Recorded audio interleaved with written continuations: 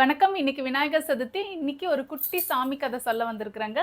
இந்த கதையில ஒரு மோசமான ஒரு மனிதன் இருந்தானாம். அந்த மனிதன் சுயநலவாதியா, மத்தவங்கள பணத்துக்காகவும், சொத்துக்காகவும் ஏமாத்துவானா, காதல்ன்ற விஷயத்துல ஏமாத்துவானா, அவனுடைய குழந்தைங்க கிட்ட கூட பாசமா இருக்க மாட்டானா, மனைவிய துளி கூட மதிக்க மாட்டானா.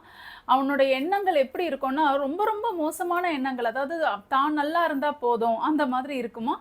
எப்பவுமே பாவம் பண்ணிக்கிட்டே இருப்பானா. ஒருத்தருக்கு கூட அவன் அன்னதானம் பண்ணதே கிடையாதாம். மத்தவங்கள பார்த்து பொறாமப்படுவானாம். இந்த குணங்கள்லாம் அவனுக்கு இருக்காம். இந்த மாதிரி ஒவ்வொரு நாளும் இவ்ளோ பாவம் பண்ண ஒருத்தனுக்கு சாவு வந்துச்சுங்களாம். யமன் அவருடைய பாசக்கயிற போட்டு அவர கொன்னுட்டாருங்களாம்.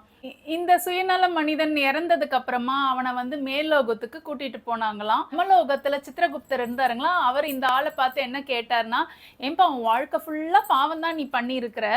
ஆனா ஒரே ஒரு நன்மை பண்ணியிருக்கிற. என்னதுங்க ஐயா அதுன்னு?" இவர் கேட்டாருங்களாம் ஆர்வமா. என்னன்னா, "நீ விநாயகருடைய நாமத்த ஒரே ஒரு வாட்டி சொல்லியிருக்கிற." ஆமாய்யா, எனக்கு ஞாபகம் வந்துருச்சு. போன விநாயகர் சதுர்த்திக்கு எங்க ஏரியா பசங்கள்லாம் விநாயகர சிலை எடுத்துன்னு வந்து வச்சுட்டு, அந்த விநாயகர் பாட்டெல்லாம் போட்டாங்க. அப்போ ஒரு வாட்டி அவரோட பேர நான் சொன்னேன். சரிதான் நீங்க சொல்றது. அப்படின்னு வேடிக்கையா சொன்னாருங்களாம்.